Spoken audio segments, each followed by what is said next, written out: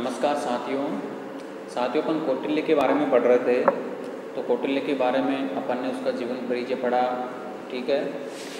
उसकी जो रचना है अर्थशास्त्र, उसके बारे में अपन ने अध्ययन किया। और शासन कला का जो महान प्रतिपादक कौटिल्य को कहा जाता है, उसके बारे में अपन ने यहाँ पढ़ा पिछले वाली क्लास में। साथियों, आगे वाला जो बिंदु है उसका कि कौटिल्य की धारणाएँ हैं राज्य की उत्पत्ति के संबंध में। राज्य के लिए उसने सप्तांग सिद्धांत दिया है, उसके बारे में। तो कौटिल्य के द्वारा जो सप्तांग सिद्धांत दिया गया है उसमें 7 अंग ये उसने बताए हैं राज्य के लिए। तो वो कौन कौन से बताएं? पहला है स्वामी है, दूसरा अमात्य है, जनपद है, दुर्ग है, कोष है, दंड है और मित्र है, ठीक है साथियों। और राज्य की उत्पत्ति का सिद्धांत यानी संविदा सिद्धांत उसने बताया है। तो साथियों, जो सप्तांग सिद्धांत है उसमें बड़ा सवाल भी पूछा जा सकता है, छोटा सवाल भी पूछा जा सकता है, और जो मध्यम तरीके का सवाल है यानी कि 150 शब्दों में भी पूछा जा सकता है। तो साथियों, बड़े सवाल की यहाँ पर बात करते हैं तो बड़ा सवाल है जो षड्गुण नीति या राज्य की उत्पत्ति का सिद्धांत इस प्रकार से पूछा जाएगा, यानी कि इसके साथ 1-2 चीज़ें और जोड़ दी जाएंगी, ठीक है। या अगर 150 शब्दों में आपको पूछा जाता है तो सिर्फ इसके जो 7 अंग हैं उनका वर्णन करना है, या फिर छोटे शब्दों में अगर आपको पूछा जाता है तो सिर्फ इनके नाम लिखने हैं कि कौटिल्य के द्वारा जो सप्तांग सिद्धांत दिया गया है उसको बताइए। तो ये जो 7 अंग हैं वो आपको लिखने हैं 2 नंबर में, ठीक है। तो सवाल बड़ा हो या छोटा ये आपके ऊपर डिफाइन करता है कि आप उसका आंसर किस प्रकार से देते हैं, ठीक है। तो सबसे पहले अपन यहाँ देखते हैं कि राज्य की उत्पत्ति का सिद्धांत, यानी कि राज्य की उत्पत्ति के संबंध में कौटिल्य क्या बताता है? तो संविदा सिद्धांत बताता है कि यानी कि एक तरह से लोगों ने जो है मिलकर समझौता किया समाज की व्यवस्था चलाने के लिए। तो राज्य की उत्पत्ति के संबंध में अर्थशास्त्र में कौटिल्य क्या कहता है कि अर्थशास्त्र में राज्य की उत्पत्ति की किसी सिद्धांत की विधिवत विवेचना नहीं की गई, यानी कि स्पष्ट रूप से इसने अर्थशास्त्र में नहीं बताया कि राज्य की उत्पत्ति किस प्रकार से हुई, किंतु उसके व्यक्त विचारों के आधार पर कहा जा सकता है कि कौटिल्य राज्य का मूल एक संविदा में देखता है, यानी कि राज्य का जो मूल है वो एक संविदा सिद्धांत की बात ही वो देखता है या बताता है।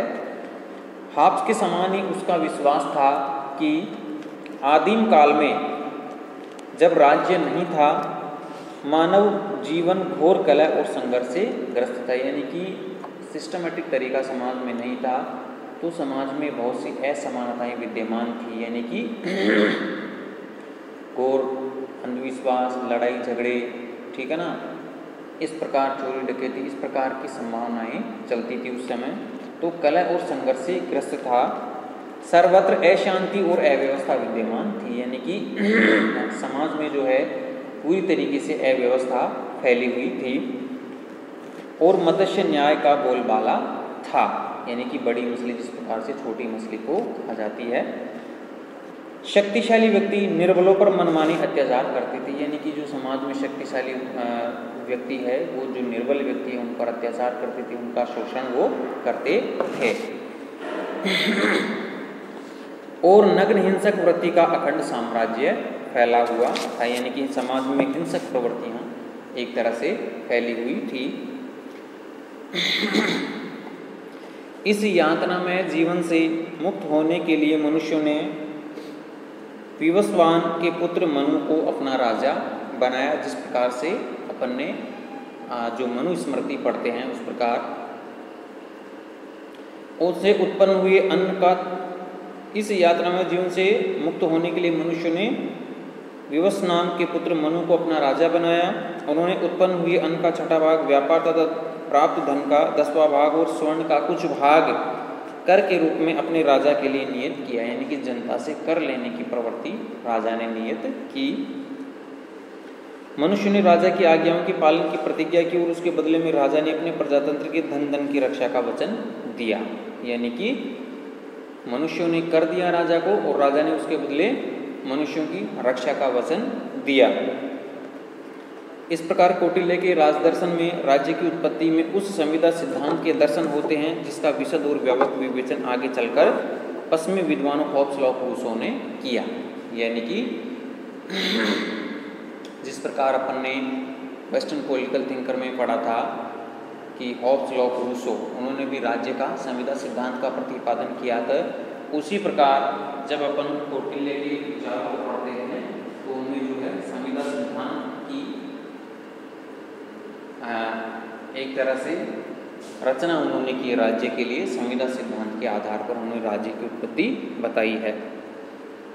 इस पर टिप्पणी करते हुए श्याम शास्त्री ने कहा कि इससे स्पष्ट है कि कौटिल्य के काल में सामाजिक अनुबंध के सिद्धांत से मनुष्य अपरिचित न थे, यानी कि सामाजिक संविदा सिद्धांत से व्यक्ति थे वो परिचित थे।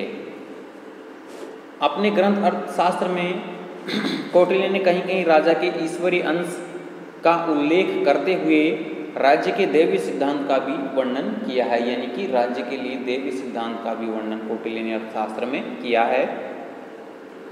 वह यह भूल जाता है कि इन दोनों सिद्धांतों में कोई संगति बैठ ही नहीं सकती, यानी कि दोनों सिद्धांतों का वो बात बताता है, तो दोनों सिद्धांतों में संगति नहीं बैठ सकती, ठीक है। उसकी विवेचना से ऐसा प्रतीत होता है कि उसका मूल विश्वास तो संविदा सिद्धांत में ही है और वह राज्य के दैविक मूल की चर्चा तो केवल सर्वसाधारण के राज्य के प्रति भावना को दृढ़ करने और राजा में शासन कार्य के प्रति धार्मिक भावना उत्पन्न करने के लिए करता है, यानी कि राजा में शासन के प्रति विचार और धर्म की उत्पत्ति के लिए वो संविदा सिद्धांत का यूज करता है। कौटिल्य के संविदा सिद्धांत में हॉब्स के सिद्धांत से बहुत कुछ समानता प्रतीत होने पर भी वह हॉब्स के सिद्धांत से मूलतः भिन्न है, यानी कि हॉब्स ने जो सिद्धांत दिया और कौटिल्य ने सिद्धांत दिया उसमें भिन्नता दिखाई देती है तथा लॉक और रूसो की विचारधारा से भी उसकी भिन्नता स्पष्ट देखी जा सकती है। कौटिल्य अपने संविदा सिद्धांत के आधार पर न तो राज्य को उतना निरंकुश बनाता है जितना कि हॉब्स के लेवायतन में, यानी कि निरंकुश राज्य का प्रतिपादन नहीं करता कौटिल्य, यानी कि जितना हॉब्स ने निरंकुशवादी बताया है, और न ही उसने इस सिद्धांत का प्रयोग लॉक तथा रूसो की भांति व्यक्ति के अधिकारों तथा लोकतंत्र का पक्ष पोषण करने के लिए किया है, और लॉक और रूसो की से भी वो थोड़ा भिन्न बताता है। उसके अनुसार प्राकृतिक अवस्था के मनुष्यों ने एक व्यक्ति को राजा इसलिए चुना कि वह धर्म, अर्थ तथा काम की प्राप्ति और उपभोग में उनकी सहायता करे। यदि राजा इस कर्तव्य का पालन करने में असमर्थ रहता है तो प्रजा को अधिकार है कि वह उससे पदच्युत कर दे, यानी कि प्रजा के हितों के अनुकूल वो काम नहीं करता तो प्रजा को यह अधिकार है कि उस राजा को वो हटा दे और अन्य व्यक्ति को राजा के पद पर नियुक्त कर दे। इस प्रकार कौटिल्य की संविदा धारणा अधिक तार्किक, पूर्ण और अपेक्षाकृत निर्दोष है। इस प्रकार जो है कौटिल्य ने के विचारों से सप्तांग सिद्धांत का विचार परिलक्षित होता है।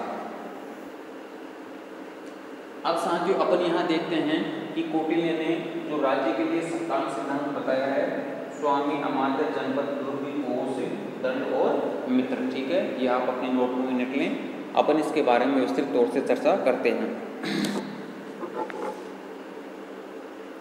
भारतीय राजशास्त्र के अंतर्गत मनु, भीष्म एवं शुक्र आदि राजशास्त्रियों के द्वारा राज्य की कल्पना एक ऐसे जीवित जागृत शरीर के रूप में की गई जिसके 7 अंग होते हैं।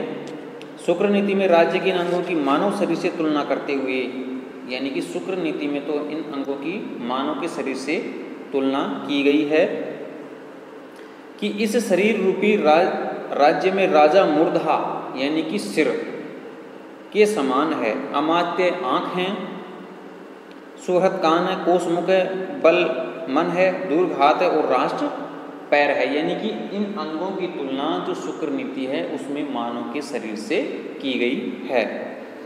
इन विद्वानों के समान ही कौटिल्य ने भी राज्य को सप्त प्रकृति युक्त माना है। राज्य की ये 7 प्रकृतियां यहाँ इस प्रकार है: स्वामी, अमात्य, जनपद, दुर्ग, कोश, दंड और मित्र।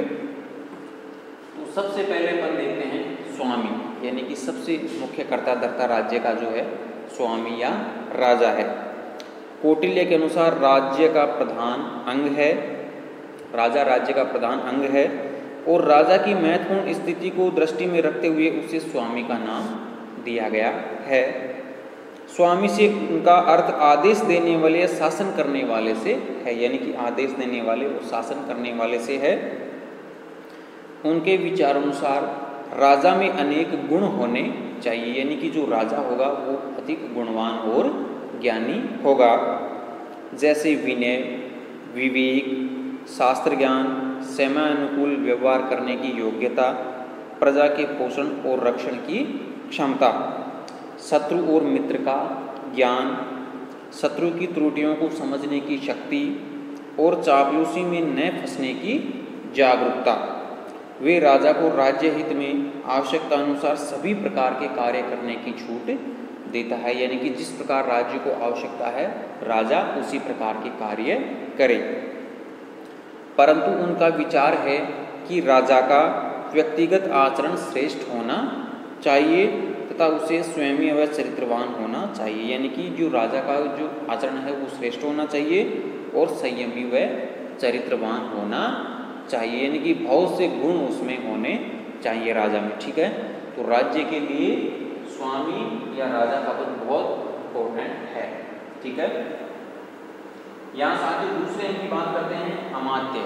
ठीक है ना, यानी कि उसका जो मंत्री होगा नीचे के पद का। अमात्य से कौटिल्य का आशय मंत्रियों उच्च प्रशासनिक अधिकारियों से है, यानी कि मंत्री जो उच्च प्रशासनिक अधिकारी हैं उनको एक तरह से अमात्य कहा गया है। यहाँ कौटिल्य ने इन्हें सचिव भी कहा है।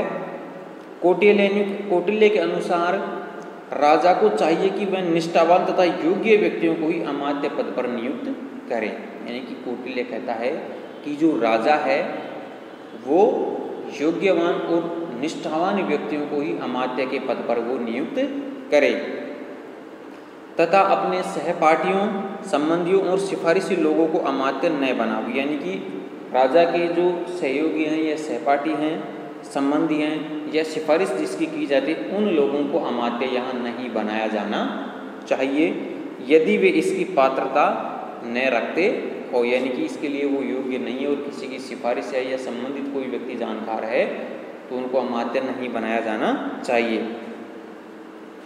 कौटिल्य ने अमात्य या मंत्री को राज्य का एक अनिवार्य अंग माना और राजा को स्पष्ट निर्देश दिया है कि वह महत्वपूर्ण राजकीय निर्णय अनिवार्य रूप से अमात्यों के परामर्श से ही करे, यानी कि राज्य के संबंध में अगर कोई निर्णय लिया जाना है तो राजा के लिए आवश्यक है कि वो अमात्य से वो निर्णय करे, आपसी विचार विमर्श करे।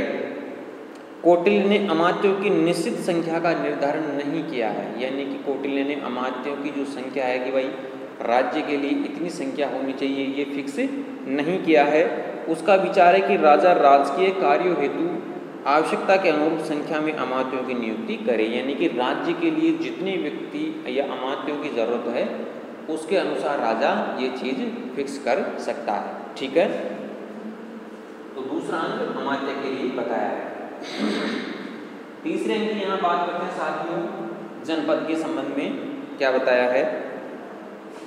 जनपद का अर्थ है जनयुक्त भूमि और वर्तमान काल जिसे हम जनता और भूमि कहते हैं, यानी कि जनयुक्त भूमि और जिस पर जनता का वास है और वर्तमान काल में जिसे हम जनता और भूमि कहते हैं, यानी कि जिस भूमि पर जो लोग रहते हैं, जनपद हो गया वो क्षेत्र हो गया। ठीक है, कौटिल्य ने उन दोनों को एक ही पद में सम्मिलित करते हुए जनपद का नाम दिया है, यानी भूमि और लोग दोनों को मिलाकर उसने जनपद का नाम यहाँ दिया है।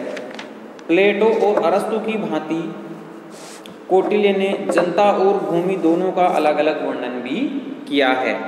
उसका मानना है कि जनता सरल हृदय वाली, यानी कि उदार भाव रखने वाली, निष्ठावान, स्वाभिमानी तथा संपन्न होनी चाहिए, यानी कि जो राज्य की जो जनता है वो समझदार होनी चाहिए। वह ऐसी होनी चाहिए कि राजा द्वारा लगाए गए करों को चुकाने की क्षमता रखती हो, यानी कि जनता में ऐसा विश्वास, निष्ठा होनी चाहिए, समझदार होनी चाहिए कि जो राजा के द्वारा कर लगाए जा रहे हैं उन करों को वो अदा करने की क्षमता रखती हो तथा उन्हें स्वेच्छा से अदा करती रहे, यानी कि उनमें किसी प्रकार का विरोध ना हो। जनता में शासक की आज्ञाओं का वास्तविक रूप से पालन करने की प्रवृत्ति होनी चाहिए, यानी कि जो जनता है उसमें ऐसा विश्वास होना चाहिए कि वो राजा की आज्ञाओं का पालन करती रहे। ठीक है, ये तो लोगों के बारे में कौटिल्य बताता है। भूमि के संबंध में उसका विचार है कि वह प्रत्येक प्रकार से पूर्ण होनी चाहिए। जनपद की भौगोलिक स्थिति ऐसी होनी चाहिए कि उसकी रक्षा कर पाना संभव हो, यानी कि भूमि इस प्रकार की होनी चाहिए, जनपद की भूमि की उसकी हर प्रकार से उसकी रक्षा की जा सके। उसमें नदी, तालाब, वन, खाने, जलीय व स्थलीय मार्ग, उपजाऊ मिट्टी, हर प्रकार के पशु पक्षी, दुर्ग और पर्वत होने चाहिए, यानी कि हर प्रकार की सुविधाएं उसमें होनी चाहिए।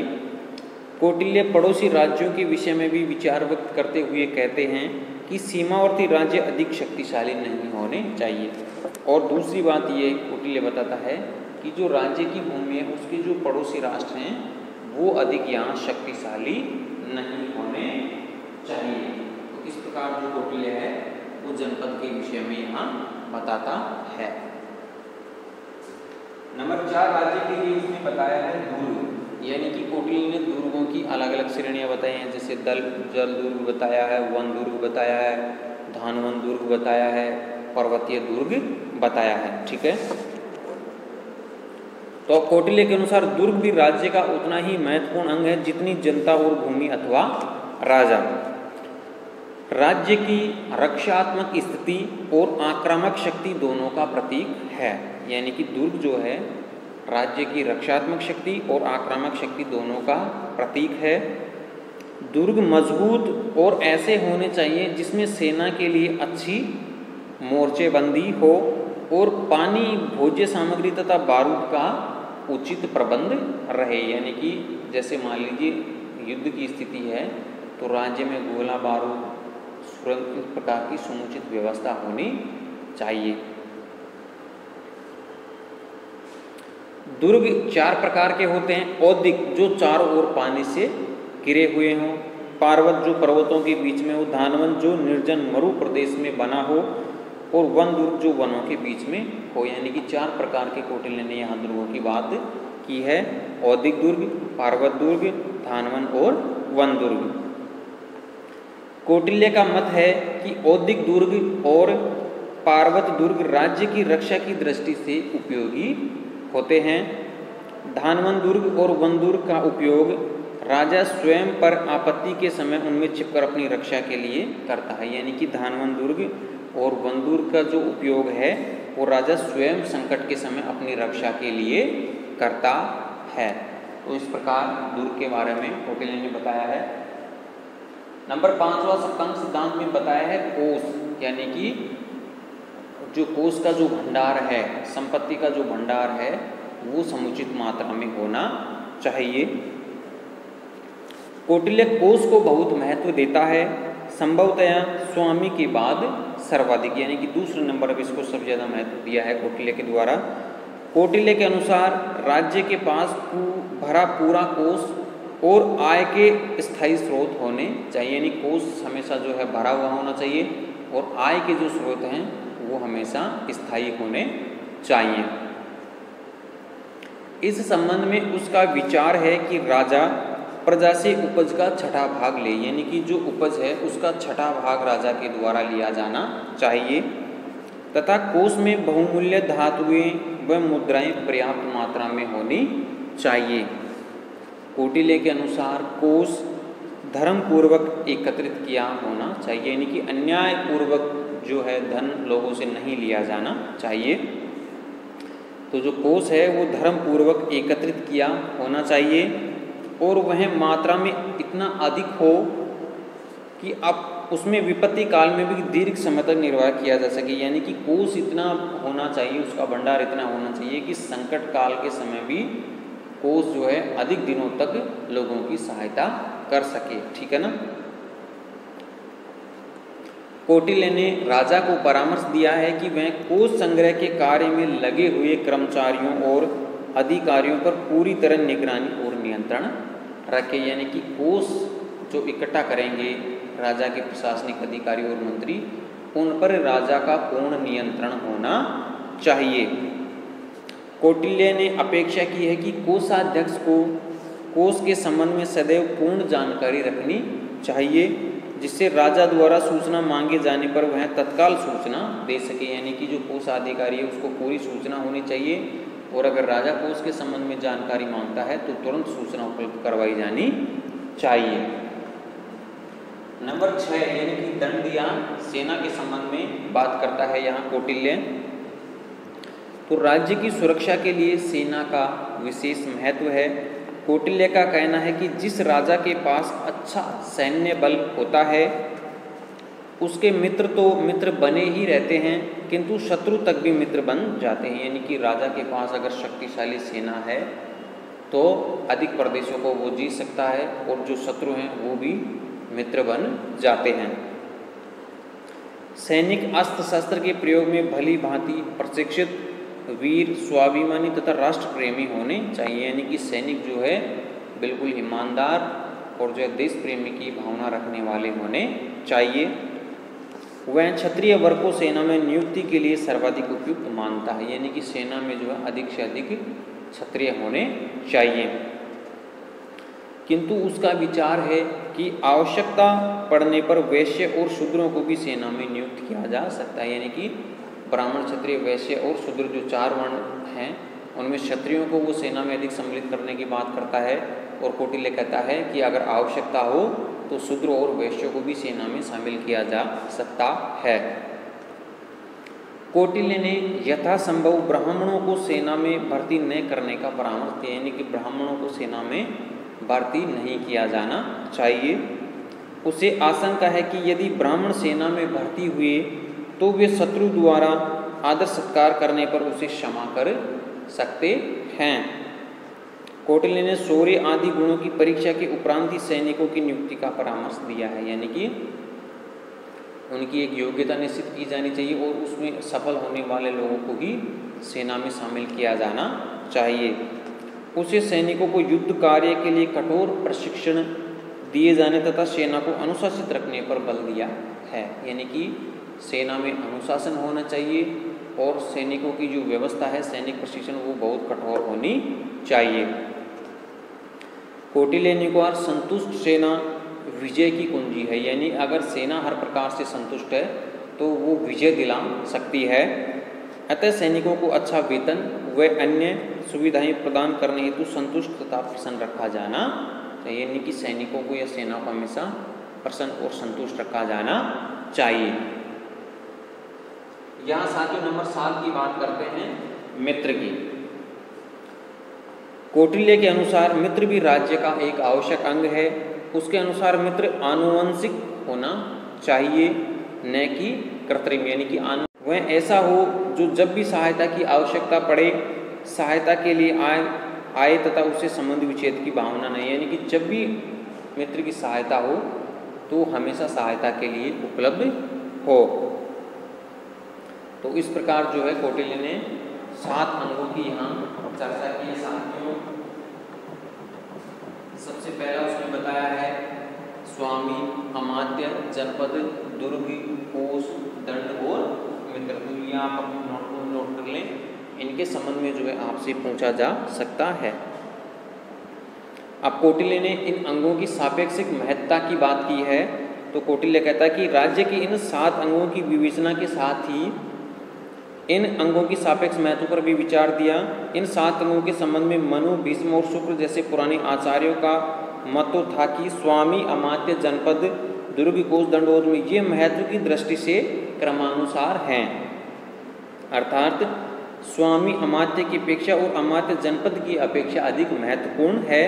किंतु आचार्य भारद्वाज ने इस मत का खंडन करते हुए कहा कि स्वामी की अपेक्षा अमात्य यानी कि मंत्री अधिक महत्वपूर्ण होता है, क्योंकि वास्तविक प्रशासन का संचालन तो अमात्य ही करता है। इस संबंध में कौटिल्य आचार्य भारद्वाज से असहमति व्यक्त करते हुए कहते हैं कि अमात्य से राजा अधिक महत्वपूर्ण होता है। यानी कि जो आचार्य भारद्वाज है उसने अमात्य को यहाँ ज़्यादा महत्व दिया है, तो कौटिल्य अमात्य से ज़्यादा स्वामी को महत्व देते हैं। असहमति व्यक्त करते हुए कौटिल्य कहता है कि अमात्य से राजा अधिक महत्वपूर्ण होता है, क्योंकि राजा अमात्य की व्यसनी होने पर उसके स्थान पर अन्य मंत्रियों की नियुक्ति कर सकता है। क्योंकि यानी कि अगर इसमें किसी प्रकार की कमी है तो वो अन्य व्यक्तियों को भी इसके स्थान पर नियुक्त कर सकता है। यदि स्वामी राजगुण संपन्न हो तो वह अन्य अंगों को गुण संपन्न कर सकता है, यानी कि राजा अगर गुणवान है तो अन्य अंगों को भी वो गुणी कर सकता है। इसलिए कौटिल्य ने अपने सप्तांग सिद्धांत में राजा को विशेष महत्व दिया है और वह राजा को पूरे शासन की आधारशिला मानता है। राज्य की सप्त प्रकृतियों में कौटिल्य स्वामी या राजा को सर्वोपरि और अधिक महत्व प्रदान करता है। इस संबंध में उसने 8वें अधिकरण के दूसरे अध्याय में लिखा कि राजा राज्यमिति प्रकृति संक्षेप, अर्थात संक्षेप में राज्य की केवल 2 ही प्रकृति या अंग है, राजा और राज्य। तो इस प्रकार से जो है कौटिल्य ने स्वामी को यहाँ ज़्यादा इम्पोर्टेंट महत्व दिया है। तो साथियों, कौटिल्य की जो धारणा है राज्य की उत्पत्ति के संबंध में उसने हालांकि खुलकर विवेचना नहीं की, लेकिन उसके जब विचारों को पढ़ते हैं तो संविदा सिद्धांत की पुष्टि होती है और सप्तांग सिद्धांत की अनुवाद करता है स्वामी, माध्य, जनपद, दुर्कोष, दंड और मित्र। अब साथियों, आगे वाली जो क्लास होगी अपन जो उसमें राजा के बारे में पढ़ेंगे। राजा के लिए आवश्यक गुण कौन से बताते हैं कौटिल्य, राजा की दिनचर्या के विषय में राजा के कर्तव्य कौन कौन से होने चाहिए, इन टॉपिकों का अपन आगे वाली क्लास में अध्ययन करेंगे। तब तक के लिए साथियों धन्यवाद, थैंक यू।